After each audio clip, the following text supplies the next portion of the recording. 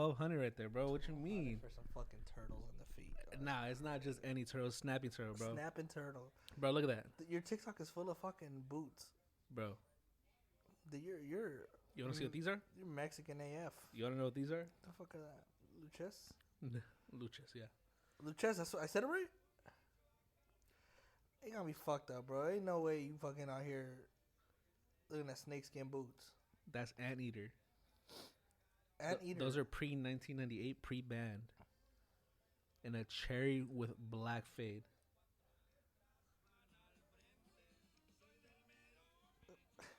Bro. That's hard. I don't know, man. Bro. You're not convincing me. I'm Salvadorian, so I don't know. Yeah, I'm Mexican as fuck. Oh, no, bro. Trust me. You don't have to convince me anymore. Promise you. You don't have to convince me any further, bro. You thought my TikToks were all like... Yeah, I thought it was nothing but hoes, but now I'm Hell wrong. no, I got a video game. That's crazy. That's literally how this started. All I asked him was like, "Your shit full of hoes?" And I was like, Hell nah.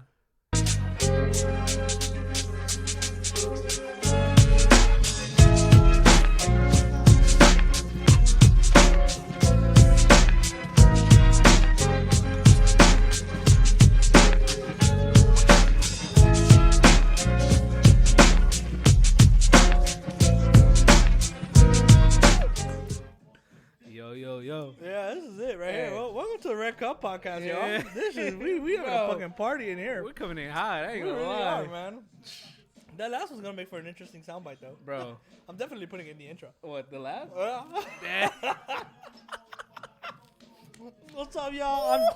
My name is Jason. Yo, what's up? I'm Saul. How's it going? Everything's all good, bro? Yes, sir. How you doing today? Everything's all good, man. Hold on, I'm chilling, brother. You hear that? That's a little soju. It's a little soju right there, man. We out here, man. You know This what? about to be an interesting episode for sure. Yeah, it really is, man. We're having a lot of fun. We've been having a lot of fun this whole time. Funny enough. Ah, Poppy. I love Hey. it when you call me Big Papa. Yeah. Nah, man. Listen to some Biggie. Crashing out. We're having fun. Yeah. Eating? Eating some chips. We're drinking a little soju. Drinking a little Coke Zero. Yeah. You know? You know, man. You see, man, this is the vibe. Bro. This is the kind of vibe that we need to have every fucking time we have. Low key. I think it was just a little too quiet the last few episodes, bro. Well, it was a little quiet. But you know what, though? They were interesting. You know? We definitely came in a little hot this one because you know what? We was feeling it. Yeah, see, look at him, man. Soul's feeling himself, man. Bro, I don't know why, but this album I've been on. The next song I can't play. Why not? It's a skit. Oh. It's a skit one. Oh, you're tripping. It's an interlude. No, not that one. You're not playing that one. You for sure not playing that one. I'm not. Yeah, we not. We don't. Let the song end, and then we'll let it end. We'll go quiet again. Bro. Man, Hey. welcome everybody. Red Cheers. Cup Podcast, man. Cheers right here, Cheers, my boy. You gotta hear Cheers to everybody. Y'all hear that? Mm. Mm-hmm. Oh, that's that liquor. Ooh, that's that liquor. Oh, I feel good. Bro. Man, I think maybe that's what we were missing last time, bro. a little bit of drink. A little bit of drink. A little bit of drink. That's the whole embodiment. That's the whole. Yeah, that's what the Red Cup Podcast is all about. Yeah, so it's, you know, that's essentially why I came up with the name. Exactly. That name.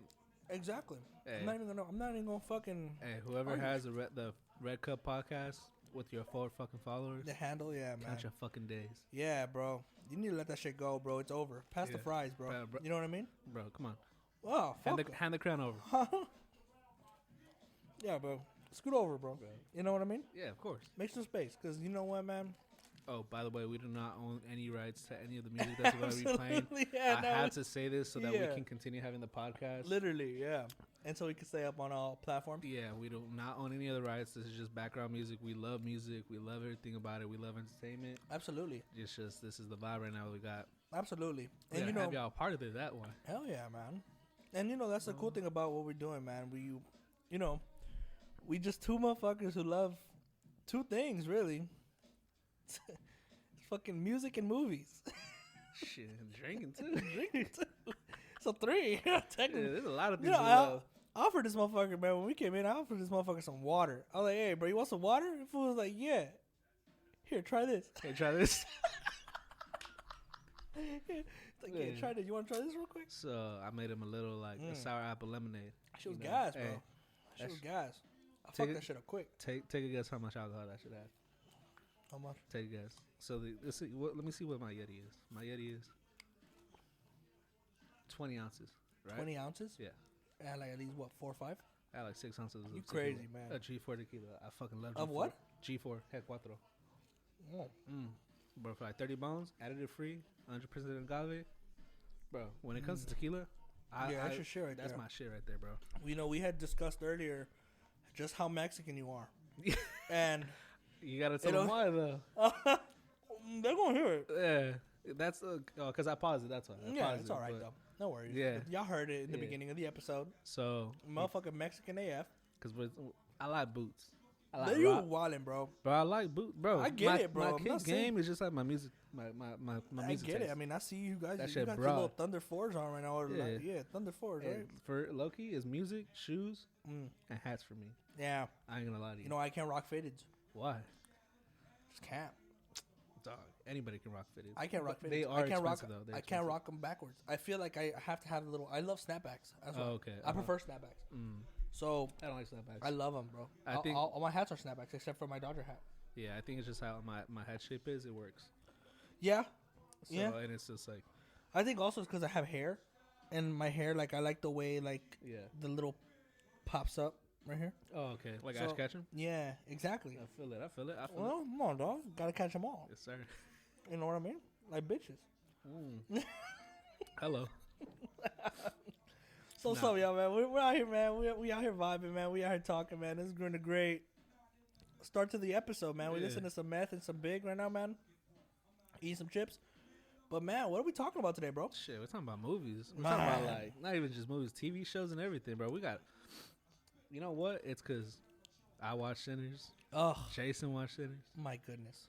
I was at World Market trying not to talk about Sinners so that we can have something to talk about on the Yo, podcast. you saw. It's like you saw my story. Oh no, I No, texted didn't. you. I texted you. I was like, you have to, because I had watched it like 2 days before. I'm like, you have to watch Sinners so I can fucking have someone else to talk about it with. yeah, Dog. that was literally like Hey. that's literally what he texted me. I probably. Everything on Instagram talking about it was hilarious. Mm-hmm. Like, all right, there's gonna be a lot of spoiler alerts. If you haven't watched it by the time this episode comes out, I'm Yeah. sorry. Yeah, It's, no, it's but already that- what, like right now, 2-3 weeks out. No, 2-3 weeks out at least. But you know what though? Like, let's just keep it in. Let's keep it a buck. If y'all haven't seen it in general, y'all the fucking fuck up. y'all doing? What the fuck are y'all doing? Because Bro. Sinners, my goodness, bro, what a movie! Dog. My God, bro. When Rotten Tomatoes gave it 100, That's when I knew. I was like, whoa, And they're cooking. And the for thing sure. is like I don't at least get into Rotten Tomato scores all the time because sometimes they can be trifling. yeah, bro. Like, Bullet Train is a great example. They gave Bullet Train a 57%, but it was a fucking phenomenal movie. I don't know what they gave Killer Clowns from Outer Space, but I love that Mm-hmm. movie. You seen that movie? Shit, fucking funny as hell, I'm talking about his face. bro. I love that movie. Oh, y'all heard me burp, man. That's Wow. such That's that's such a bad movie. It's good. It's so. They're making it into a video game too. I'm pretty sure they are, bro. I mean, they Let's kind of see. have to. What Rotten Tomato give it? 81. Damn, That's not bad. that's not bad. That's actually crazy. I expected a lot lower. I was expecting like 30, 40. I was expecting to hit at least 30, 40s. Hey, they saw the vision. They saw the vision. You know what though? But like Sinners, man. As soon as I saw that it hit 100, I was like, "Wow!" First off, that's crazy. I was trying to see it and I didn't even know when it came out. No, I was like, I got intrigued because Michael B. Jordan played a twin. you know what? I'm not even that big of a fan of a Michael B. Jordan. Really? Yeah, I mean, don't get me wrong. That's He's a handsome great actor. individual He's right a there. great actor. Handsome as a Very motherfucker. handsome individual. But sometimes to me, like the movies he makes is just like it's a bit one dimensional. But hearing him be a twin is crazy. Bro, I saw Michael B. Jordan with some be a twin. It was supposed to be Michael B. Jordan and Jonathan Majors. Really? But Yeah. that's when the whole thing came out, huh? Well, fucking yeah, Jonathan Majors' whole thing came out, and I was just like, oh, Tragic. damn. It's tragic because man, dude, Bro, we missed out the Majors- whole Kang Dynasty Yeah, stuff. oh, don't even get me started. Yeah, man. Seeing Michael B. Jordan play twins though was pretty interesting. That shit was sick. I was like, whoa, that's actually pretty cool. And the way that he switched, like, you can tell they're two different characters. Yeah. But man, Sinners, huh? Sinners, Bro, crazy. crazy fucking movie, man. And the whole thing with Jonathan Majors, man, it was a very sad thing, man. Yeah. Because, but then again, I think about it, right? The more I think about it, it's how would Jonathan Majors fit into this? Well, I think he would have played Stat. He can't pull off Smoke, in my opinion. He's more of that like rough edge, kind of I do it fucking my way type of person. Yeah, but I think the way that the movie was structured, right? It's more so like it was meant. Obviously, it was meant for twins. Yeah. Right. I think that with Jonathan Majors, if he got casted, if he didn't go through everything, this is all hypothetical, right? But yeah. Once let's say he played Smoke. Yeah. It would have been a very difficult thing for him to pull off, I think, because, and I'm not saying he's not capable of it, because he clearly is. Yeah. But for me, it was more so just like, damn, bro, like I don't feel like he had that range, and I feel like it would have been a different story. No, the story wouldn't have changed so much. The story would have been as great because it would have been the whole twin dynamic added so much to it. Yeah, and which I was like, whoa. Like even like the women, like even the part of the women who they chose as the significant others. Yeah, that was different. It's just night and day. Obviously, you saw clearly, and then you saw he's like, you saw how like in the like okay for instance the first scene when Smoke wants to go get the sign done, you see what he has to do. He's like, I can't have someone say they almost. It's a negotiation thing, yeah. Without having a limp. Yeah, boom, shot his ass. Yeah, figuratively and literally. Literally, yeah. That shit was a fucking phenomenal. And it's a message. Yeah. And it's a great message. I saw a breakdown of it, right? Yeah. And crazy breakdown, by the way. And did you know? I'm pretty sure you didn't see it because I didn't see it. The tamales? You did see it. The tamales, dog. Yeah, they had a whole tamale shop. Yeah. In that old town in Mississippi. Yep. And felt represented. I was like, whoa, yeah. I was like, yeah. Ryan Coogler got me. He did. Fucking Ryan Coogler sharing and doing the research is such an interesting thing. Yeah. And it's a lot of things that a lot of directors nowadays don't really do, and they don't like to do. He's like the hood Christopher Nolan. Literally, man. And he met Nolan too, and that was crazy because Nolan praised his work. Yeah. And rightfully so, bro, because Nolan is... If you get a cosign from Nolan, bro, you're going to do something in the film industry. 1,000%. And so, having Ryan Coogler, who's an Oakland native, first off, shout out to the West. Shout out to the Bay. Exactly, shout out to the Bay. But, man, like, this is also his first original movie. Mm-hmm. Which is so surprising. Because... Bro, how good is that? Like, he blended the genre blending that he did. Mind blowing. How accurate it was. Mind blowing, bro. Like, don't get me wrong. It goes into standard vampire tropes because it's a vampire movie. Mm-hmm. Oh, the garlic. Okay, yeah, the garlic. Oh, the mojo. Oh, yeah. Well, but the whole thing about it is that we're so consumed with that first act that by the second act, we're accepting of those traits. We're accepting of those tropes. I went in not knowing what it was. And then I'm like, oh, this is a horror movie. Shit. Mm-hmm. Bro. Fucking crazy ass movie. And I told you a few weeks ago, like, black horror-led movies are in right now. Mm-hmm. It's the craze. A lot of filmmakers, including some of the things that I'm writing, are black horror-led films. Yeah. So. Because, let's see, it started with Get Out, didn't it? It did. And then we had Nope. Mm-hmm. Just everything. And then Us. Yeah. So Jordan Peele kind of started this whole thing. Yeah. And kind of throwing... He paved the way for it. He really did. And that's such a crazy thing to think about because without Jordan Peele, I'm not going to sit there and say that there is no Ryan Coogler. And the fact that he came from just making YouTube skits is crazy. Who? Coogler? No. Oh, yeah. Jordan Peele. Yeah, great man. Fantastic, bro. Like, and it's like the fact, I would have never thought, like, if you would have told me that guy's going to make so much for movies and a lot just for, like, horror, I'd be like, nah, you're full of shit. And the fucked up part is, started off as a comedy skit writer. Yeah. He's like, let me cook. Let me cook, yeah, Let me bro. cook. Get Out was great. Oh, all of the movies he's done, fantastic. Yeah, bro. And so, Get Out kind of starts this revolution of black horror-led movies. And it gets me into some of the things that I got. I have a lot of director friends who all they do is horror. Yeah. I've gotten annoyed because I've asked, like, what do you do? Oh, I do horror. And I'm just like, I roll my eyes at it because I don't write horror. I'm not a horror writer. I don't consider myself a horror writer. Yeah. What do you consider yourself?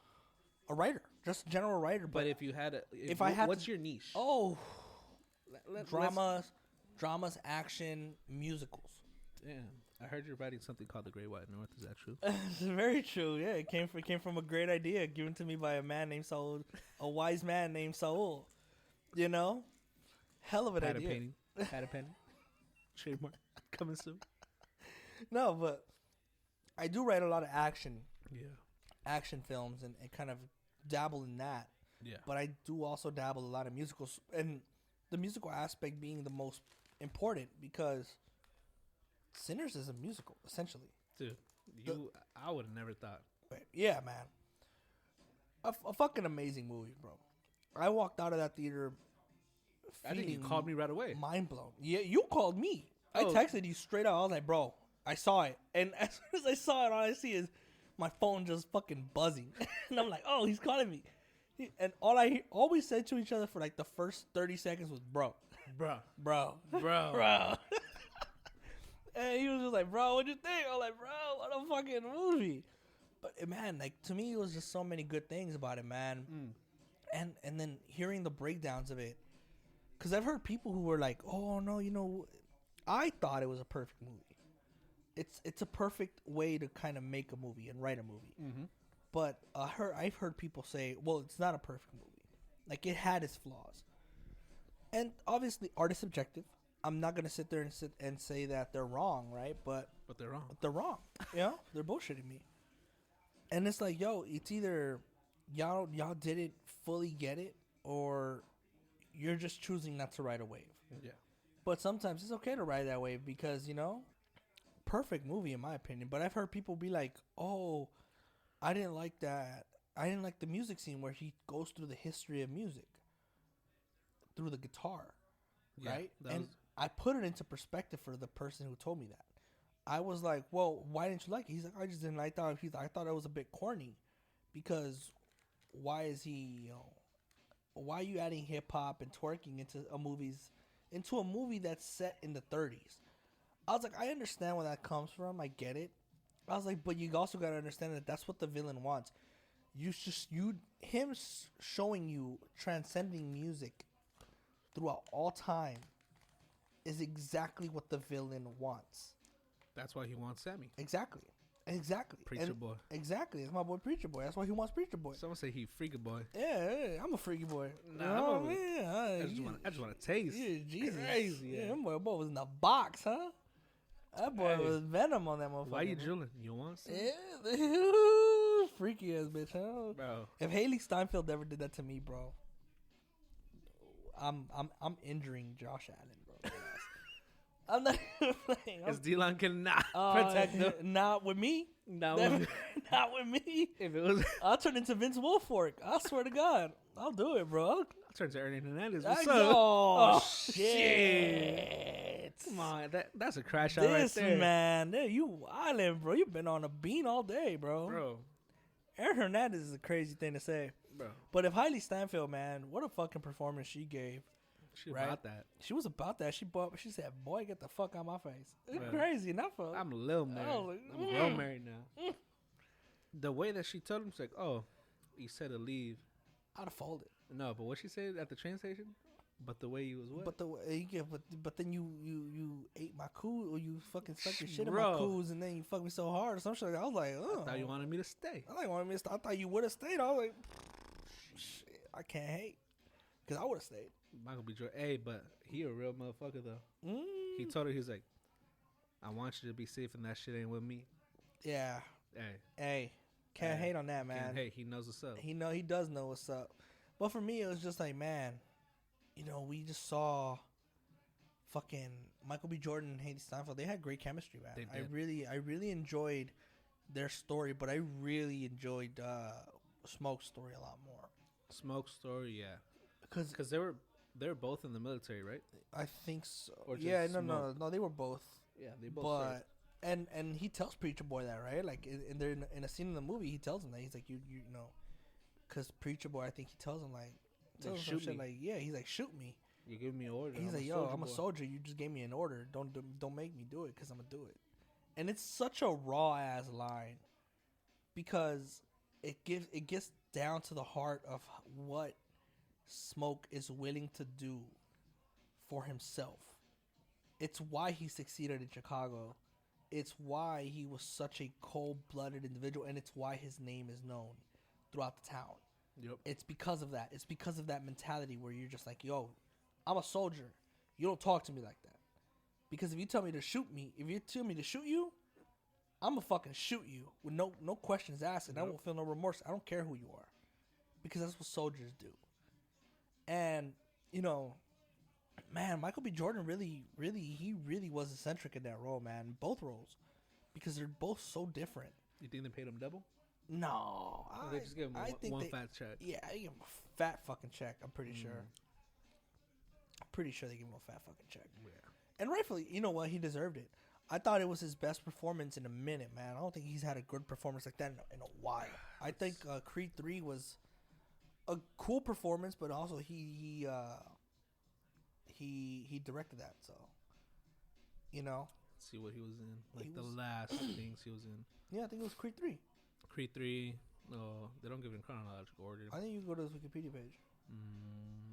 Without remorse. Mercy. He was phenomenal in Black Panther, man. I really enjoyed that. Black Panther 1, Black Panther 2. What about the Fantastic Four, bro? Don't get me started on the Fantastic Four, bro, because I love the Fantastic Four, bro. I Am Legend 2? They made an I Am Legend 2? They're gonna make one. They're in the pre-production phase, I think. Nah, he's in it too? Yeah. It's crazy. Yeah, I think him and Will Smith are in it. Mm-hmm. You know? You better watch out for Will Smith's right hand. Motherfucker might slap him. Slap the shit out of him. Yeah, you gonna slap the taste out of his mouth if he act up. Keep his name out your mouth. No, low-key, he was pretty iconic in the early 2000s. Like that awkward moment when he was doing a lot of movies. He was fucking amazing in that awkward moment, bro. The awkward moment is such a funny movie, bro. Yeah, it's fucking hysterical. Like there's a scene where all three of them are having brunch or breakfast. They're eating ice cream, aren't they? I think so. And they're all crying. No. They're all like. They're all sad. They're all like no, because Michael B. Jordan's character, he's married in that movie, so he's telling them about his wife and how he thinks she's fucking some other dude. Yeah, I remember that. Oh, and they're like, what does he look like? He does. Oh, he look like some motherfucking Morris Chestnut ass motherfucker. But Miles Teller's like, who's Morris Chestnut? And I was like, you don't know who's Morris Chestnut? Yeah, no, Who's like, no. And he's like, it's Ricky. And Miles Teller's reaction is so fucking funny because he's like, oh, I love Ricky. And you just see Michael B. Jordan. You just see Michael B. Jordan with the straight face, like, what are you doing, bro? Like, you helping me or not? He's like, my bad. But nah, that awkward moment's a fucking underrated movie, bro. It is so underrated. Him and Miles B. Teller, like Miles Teller's a great actor, man. Yeah, dude, my favorite ever is it has to be like his most serious role is in Whiplash. Oh, great. Fucking fantastic movie, great bro. movie. It's one of my all-time favorite directors. Top 10 movies David for me. Chazelle, man. Yeah, bro, top 10. I don't agree. I disagree. I mean, I don't disagree. My fault. Is what I'm saying. That's it. That Great fucking movie, man. The only bad movie that they were in was Fantastic Four. But that's due to the studio, and that's something that I'm grateful Ryan Coogler didn't run into. It's the studio wall, because if the Fantastic Four movie from 2015, that's a very interesting story. I didn't even watch it, bro. I don't know what it's about. I don't know if it's Silver Surfer, if it's Dr. Doom. It's none of that. It's Dr. Doom. Dr. Doom's in it, but it's not Dr. Doom. Yeah. You know what I mean? So it's essentially like a serious version of their first comic. Okay. which is like, all right, bro, or a serious version of them entering the negative zone and shit like that. So it's a very like, it's too serious of a movie, but it's really about just kind of throwing 4 people in one lab, and then have them figure out this fucking science experiment. Yeah.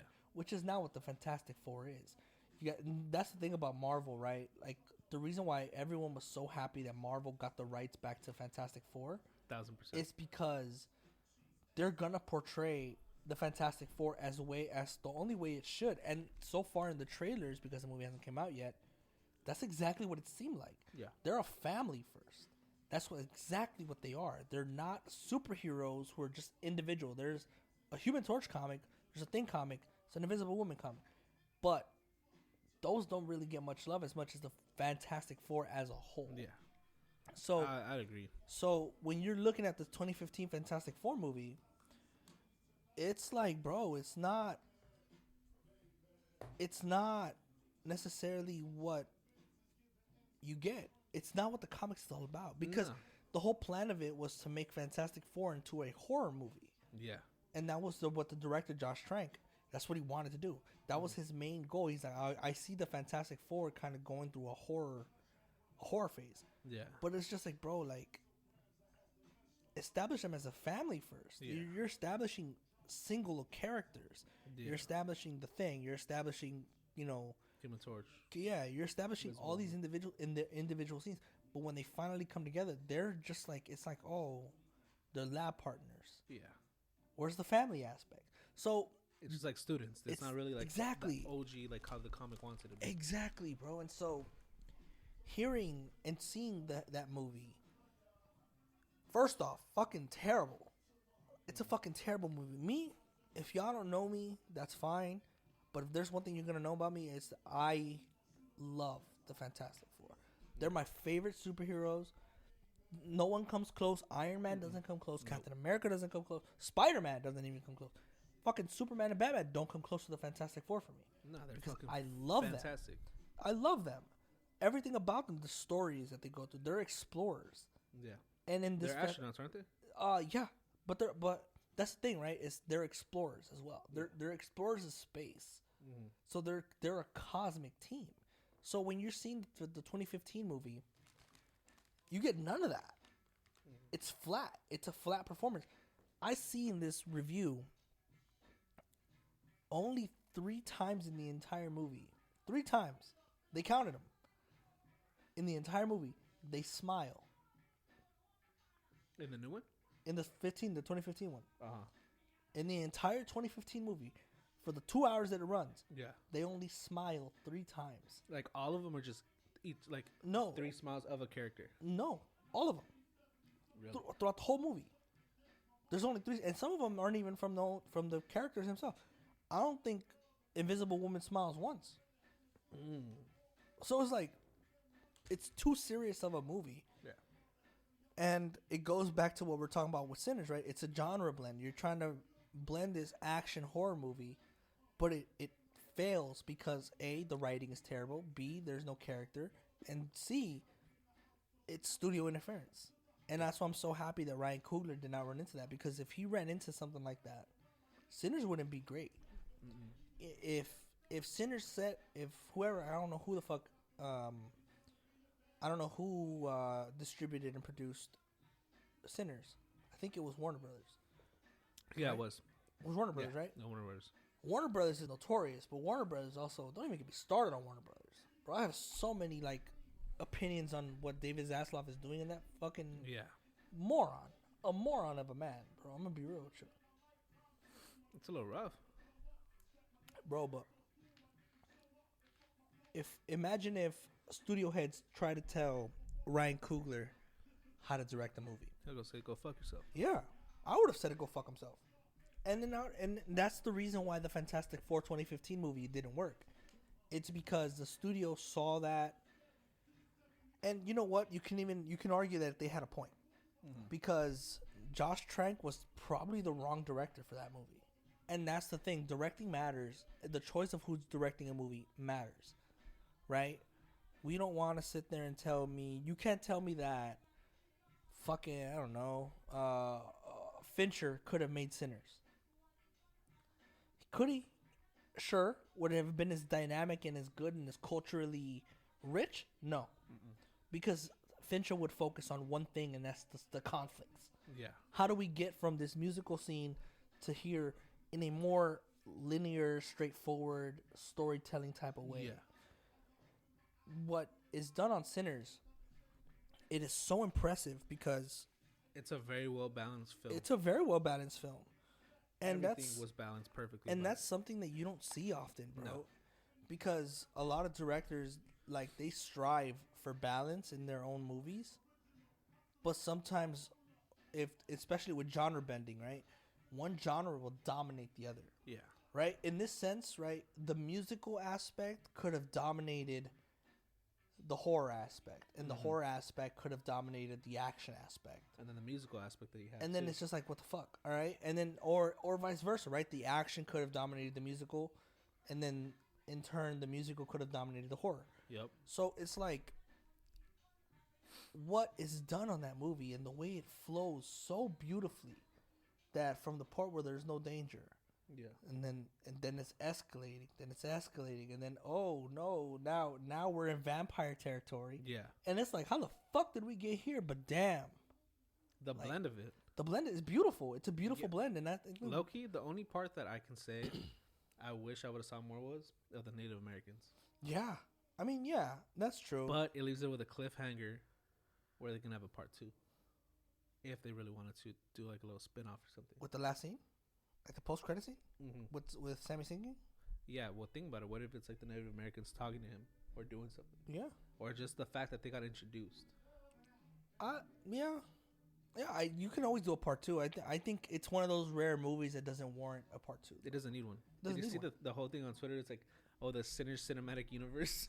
Sinners 2, Sinners and 2. They have fucking Glitter and Sinners. Sinners. I've seen that shit. A family of A sinners. family of sinners, stupid as fuck. Some people on Twitter are so fucking unserious, bro. Yeah. Oh, They're dude. so funny. That It's shit's like, fucking bro, insane. what the fuck Like, are we're you talking talking about the whole Marvel, like living in the Marvel universe. It's Oh like, my god, bro. I just fucking got my brand new car. Hulk I'm through waiting it. on the insurance. Hulk threw it at Thanos and fucking missed. Like, dude, I would not survive living in the Marvel Cinematic Universe. I'd be real with you. I'd be Bro. so happy that I'm not, especially if I was living in New York.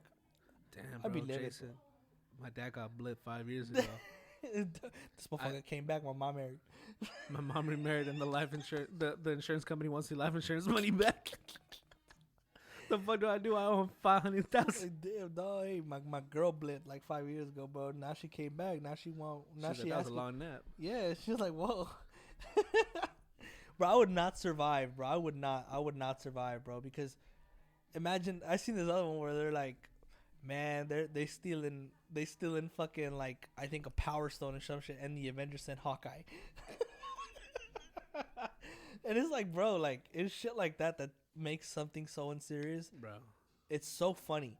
But, man, like, Sinners being so good like that, I did not expect it. Mm-mm. I did not expect it, but it almost makes you think, like, what's another movie that can kind of go into that realm? It's hard for me to think so of any, Mhm. really, because honestly, it's not hard. I can't think of anything that kind of comes close to it.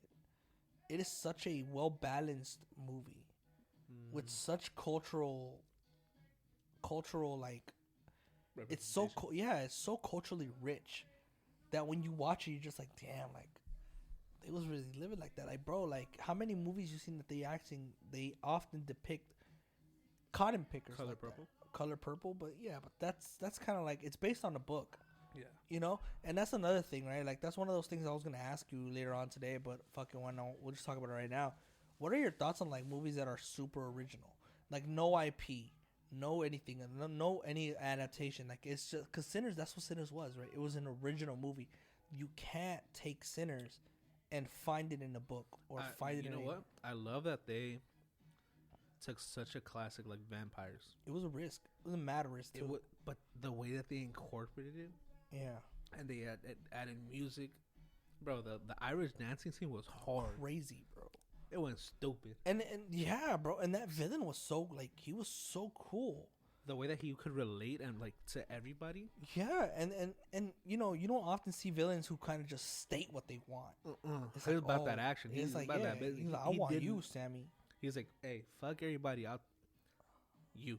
Yeah, he's like, You're gonna help me. I'll spare everyone because look, I want you. I want you to help me. Like, oh, I heard that voice. I was about to leave, but I heard that voice. And dude, like, that's the beauty of it, right? It's how we see what the villain wants and how we're introduced to that want that makes it such a crazy thing. So we're going through this whole musical sequence, and then we look up, we go around to the house, we turned, and we land on the back of the villain, but he's watching this fucking barn house that is burned to ground, and they're just dancing.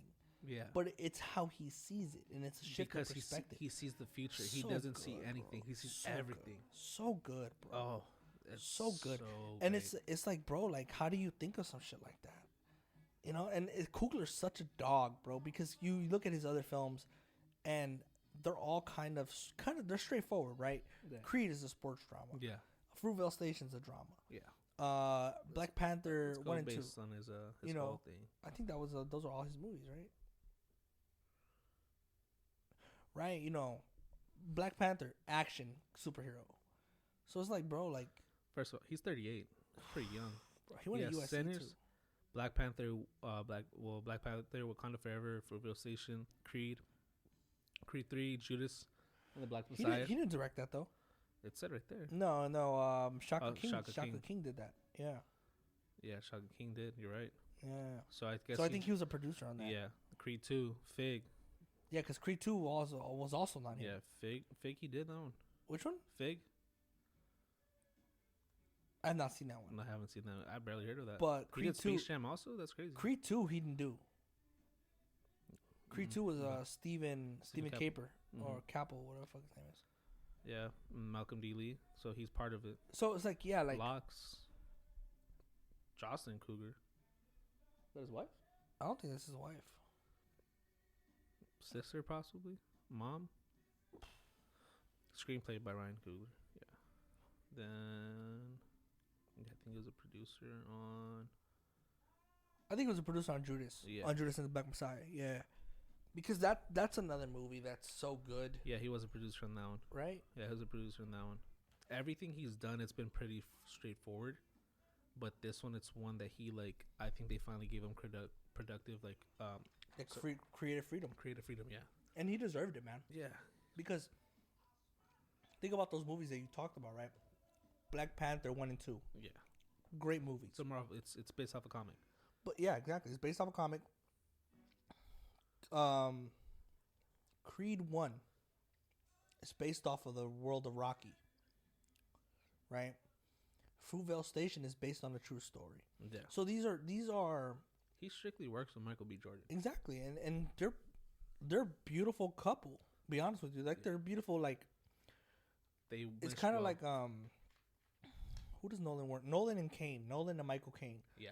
They work beautifully together. Right?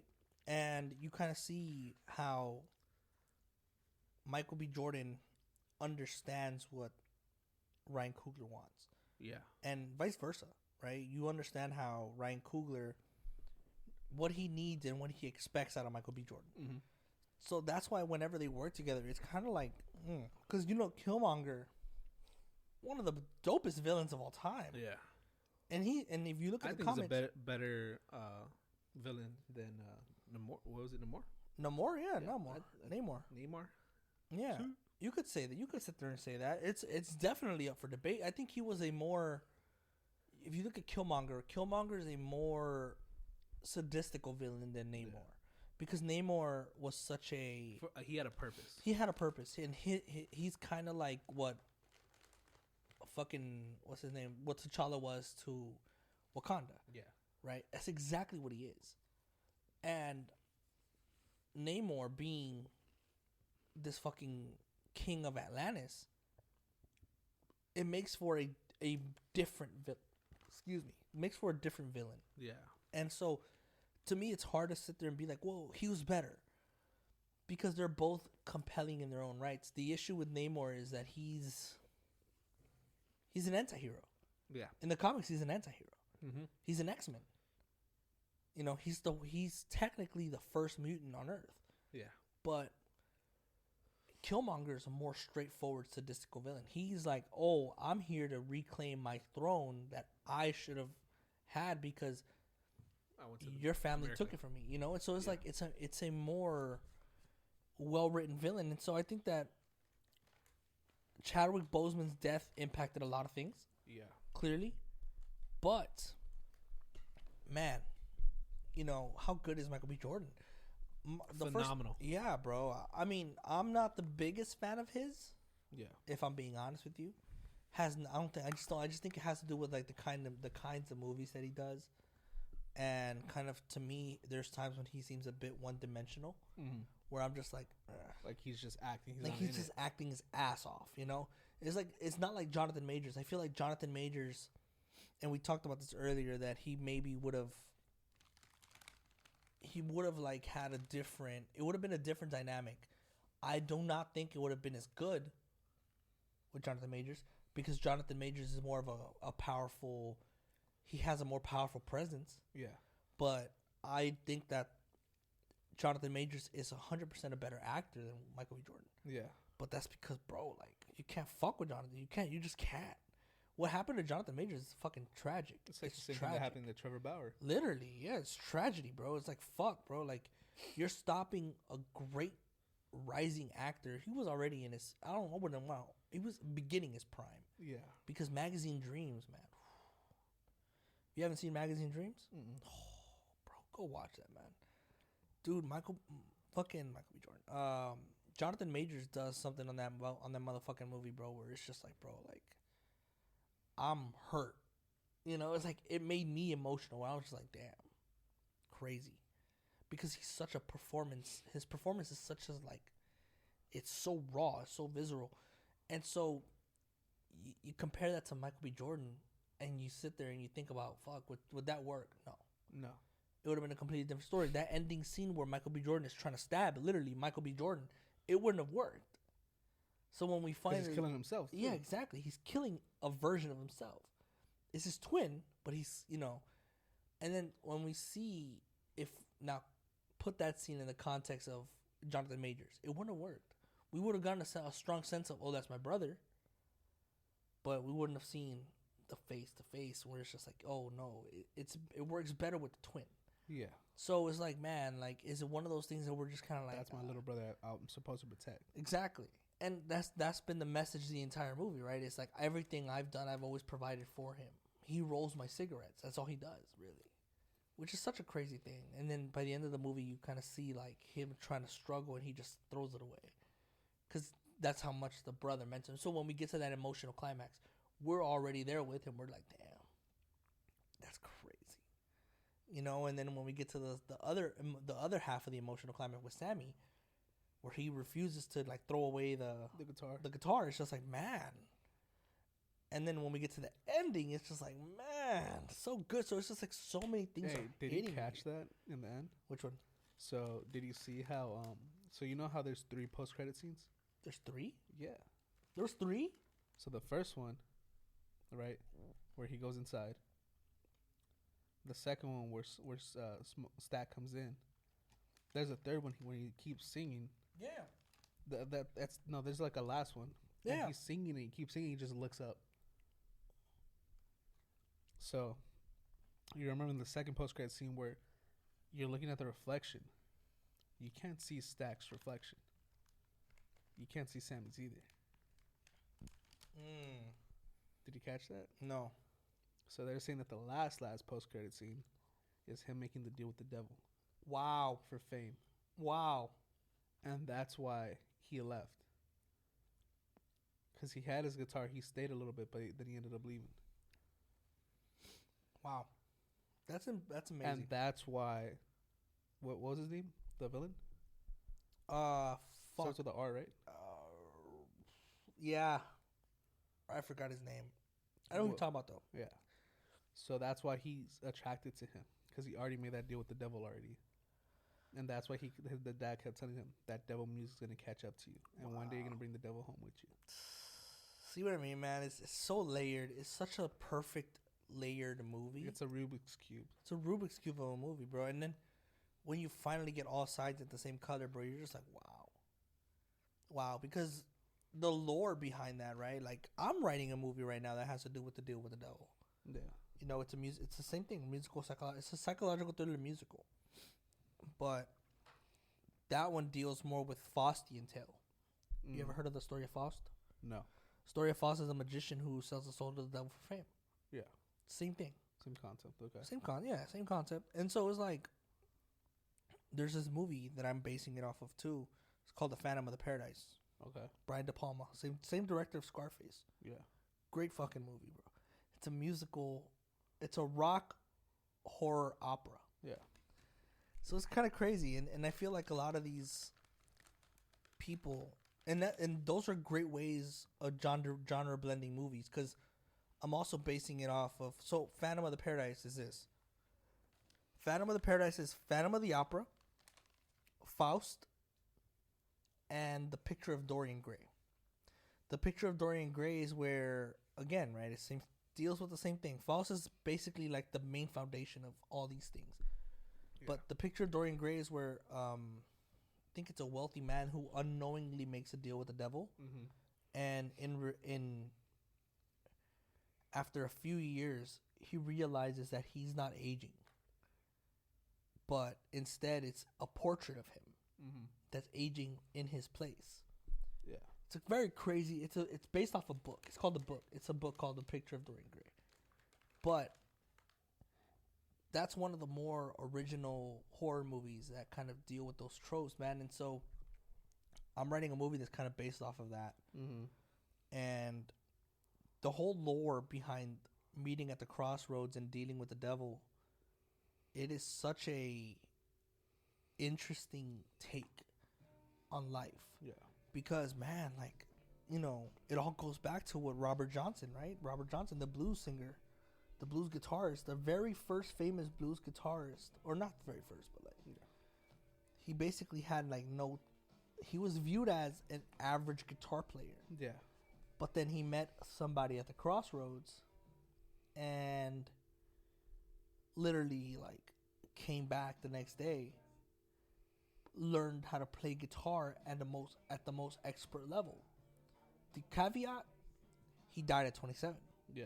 So it's like the first of the 27 Club. It's literally, yeah. And it's a very interesting thing because Sinners takes from that. It borrows from that. But it makes it purely original. See, I did not see that last post-credit scene. Yeah. I thought the post-credit scene that people were talking about was him in the club. Yeah. At Perline's. Yeah. Another part that was so crazy, like that I thought was hard as fuck, was when everybody was eating the garlic, and Perline hesitates, and he pulls his gun. He's like, "Eat the fucking garlic," and he's like, "Yo, man," he's like, "What the fuck?" And he smacks him in the mouth, like, "Shut the fuck up! I'm doing this for you." All because she didn't like to taste garlic. I don't give a fuck. He's like, I don't give a fuck if you don't like garlic. And that's what makes him such a compelling character, right? Yeah. It's like by any means necessary. By any means necessary. It's like he's running his own like squadron. Yeah. Right? And so it's such a crazy thing to do, man. I just feel like we're gushing over Sinners. Squirting over Sinners. It's yeah, no. Dude, it's such an original movie. It's such so refreshing. A great movie, bro. And it really is refreshing to kind of talk about, because everything before it, I mean, there's been a lot of original movies that have been flopping. Yeah. But that's because people think that cinema is dying and theaters are dying. It's because of the whole streaming aspect. Yeah, of course. I mean, you know, it definitely plays a role. You know what? I love small, independent, like, movie, like, vidiots, like them, The Alamo, Brain Dead, like, all those, like, the small that play, like, the niche movies. I love them so much. Like, the Melrose Rooftop Theater, like, I think they're the first ones to do it. But, like, vidiots and Alamo, like, them, they play, I think they're going to play, like, Batman and Robin. They're going to play, like, a lot of Galbi Studio movies, like The Spirited Away, all that kind of stuff. And I like that because it's like, bro, like I would always like, and they're playing in the original format, like 35 millimeter, and all that. Some of them are 4K, but it's like I love that shit because it gives people like what they want.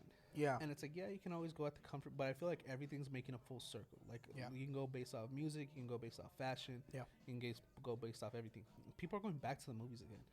That's good. And dude, like Sinopolis, really good, it's a great movie theater. My whole thing is like, I don't like how they constantly like keep interrupting people because like you can order food there, but I feel like if you order your food, like you should just like once they give you your food, that's it. Like they don't have to come because there's a part where it was in Sinners. It was like the most intense part, and I just see them walk up, and I'm like, fucking basically missed it. Assholes. But I mean, that's the job, you know. I seen a white man leave. For real? Yeah. I live in Santa Clarita. I mean, think about that. I seen the. You wanna know what part he walked out on? Which part? Where he kills him? Yeah. Like he walked out at the part where in the lake. Where he started sniping the white man. Bah, bah, bah. And then the fool just like threw his hands up and it was just like, all right, I'm out. It's like, bro, you already made it to 3/4 of the movie. No, that's the ending of it. Literally. That part I thought was hard. Oh, it's fucking stupid because hard. it took every part of his life. Yeah. It took when he was a soldier. Mm-hmm. He had the Tommy gun from when he was in Chicago. Yeah. And then he had the last gun like that, the another military gun. Yeah. And it's just one of those things. Is like he's like, I got something to take care of. That's why I always wondered. I'm like, okay, if they both made it out, why isn't he part of it? Mm-hmm. The part that was crazy, like he didn't believe in voodoo. Yeah, and that's what kept him alive. That's what kept him alive. That's why he didn't get bit. Yeah.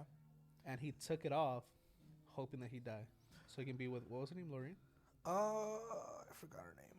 But man, what a fucking phenomenal actress that lady is, bro. Man. She's amazing, bro. She's great, bro. The way that she spoke to him in French or in Creole, nutted. I would nutted, bro. I ain't gonna lie to you. And you like look at how he went back for his kid. Yeah. Isaiah. Yeah. He's like, if voodoo works, then why didn't it protect our kid? And it was it's such a crazy ideology way to think about things, right? Like and it just gives you a contrast of who these two characters really are. One of them is so guarded, even from her wardrobe. She's guarded against these spirits and evil spirits, quote unquote. And then you got the other one who's kind of just loose. Like, I believe in the real thing. It's like I believe it's physically in front of me. Yeah. So I have a pistol. I'm ready to go. But I don't need all that. And the only reason why I have this is because it reminds me of my love for you. Yeah. So it's like, it's such a different contrast for who they are. That when you it's find a duality of how they both beautiful. are. That's what I said. Like even to the women that they go after. Yeah. It's beautiful, bro. And you know, Haley's rolling it. I didn't at first. I was like, why the fuck is Haley in this movie? But it wasn't because I was like, well, to me, it had more to do with the fact that she was a white woman. Yeah. And how did that work? Because we know Haley Steinfeld, she's a white woman in real life, but it turns out she has like half black in her. She's half black. But I'm just like, okay. So when I started reading like the description of who these characters are, she's a black woman who passes for white. So I didn't know that. You can tell by her hair. Yeah, you can. But I was just like, And that's why when Sam's like, she don't look all that white to me. Yeah. When she was walking away. Yeah. He meant it. I didn't see, I didn't really get that at first. I was like, all right. I just thought it was like, how does this white woman kind of get into this? And I was starting to form my own conclusion. And that's the beauty about what this movie is. Whatever conclusions I had in the moments, I couldn't. By the end, I was like, man, I was wrong. Yeah. That's what filmmaking should be. If you're watching a movie that's so predictable in every single turn, you're just going to be like, you tuned out. I'll give you an example of what movie that is. Ant-Man Quantumania. I didn't even watch it. Terrible fucking movie. I rewatched it at home. Yeah. I fell asleep in the middle of the third act, bro. You know what movie was fucking horrible? I watched twice. I watched one even like super faded and it was just a bad movie. Thor: Love and Thunder. Thor: Love and Thunder is funny. I didn't like it at all. Not in a good way, but it was boring. Ant-Man is boring as fuck. Although like that's where I feel like I think after his death, Boseman's death, like that's when everything kind of like took a hard shift. That's because Boseman was supposed to be like the next Tony Stark. Not in the same way, right? I don't mean it in the way like of the character. I mean it in the importance of the character. He was the anchor that was gonna hold the MCU down for like the next few years. So yeah, like it fucked up things royally. It really did. And it's unfortunate because we lost a hell of an actor. I'm pretty sure he was a phenomenal man, but we lost we lost a very influential actor who had great co-signs by great actors by himself. Yeah. So, seeing him in Black Panther was so refreshing. Yeah. And then, to me, that's why I don't really feel too much or too like harshly about Wakanda Forever. Yeah. I watched it. I remember thinking like, damn, this is actually a really good movie. But it just you could feel it. You could feel something's missing, and I'm not getting that from Latita. Yeah. It's like I'm not getting that same feeling. It's just something's missing. In the movies that came after Wakanda Forever, you can start to really see the impact that he had. The impact and the nasty pivots that they had to make. They had to make a whole bunch of pivots around just this one death. And that's how you know a man can be so important to people. Yeah. And important to a franchise. Because like even the action scene in Wakanda Forever, they were great. It was just like I'm talking about the last when she's fighting him. Oh yeah. I didn't really feel it. It's not. It wasn't there. It's like just, yeah. It's that you can tell that fight was meant for T'Challa. Absolutely, and you could tell like it was meant to be a lot more important than it should have been. Yeah. I'm not saying it wasn't. Right? It wasn't important. It wasn't as important as it originally started off. Yeah. It was watered down in a sense, right? And so, losing such an incredible actor like Chadwick Boseman, man, it's such a tragic thing. Do you think he would have been great in Sinners?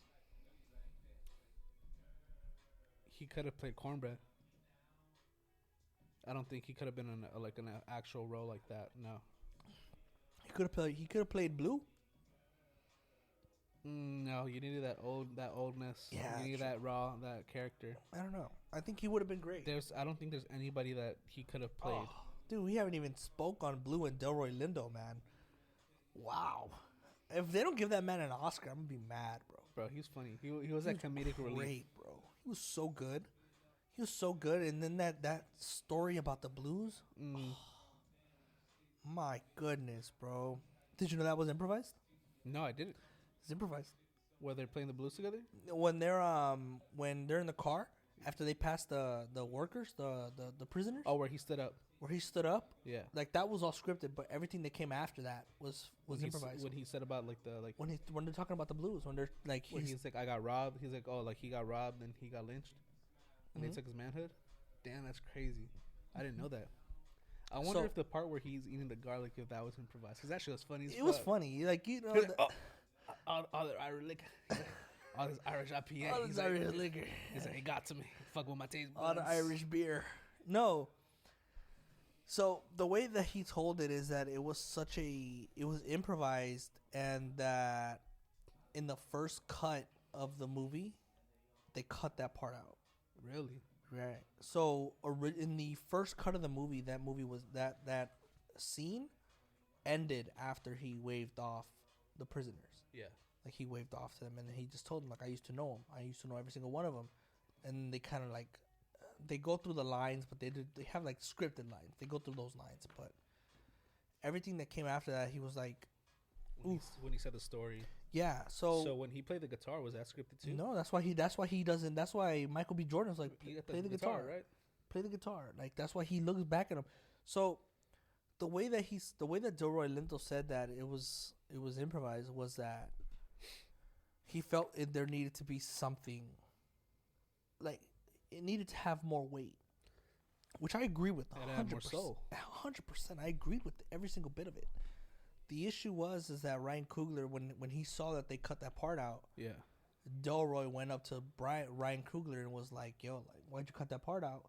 And he's like, and explained everything to him. He explained why it was necessary. He explained why it was needed. He explained everything that that scene represented. And kudos to fucking Ryan Coogler, man. That's how you know that's a great director, bro. Because he heard him and immediately was like, "You're right. You're right. You're not wrong." So the second cut comes around, and now it's in there. Yeah. So that's how you know, bro. Like, a good director, He's open to all ideas. open to all ideas and willing to adapt, willing to kind of be more open to criticism. Yeah. And a lot of directors aren't like that, bro. A lot of directors are not like that. Peyton Reed should have been like that for Ant-Man, bro, because the fucking Ant-Man was fucking terrible. Was it just boring or? It was. So here's the thing, bro. Like I didn't really like watch any of I watched the first Ant-Man, but that's pretty much it. The first Ant-Man was great, but that's because it was great because Paul Rudd, I but fucking also love it was written by Edgar Wright. Oh, okay. So, Edgar Wright's a hell of a writer, bro. Yeah. He is. You know, Baby Driver.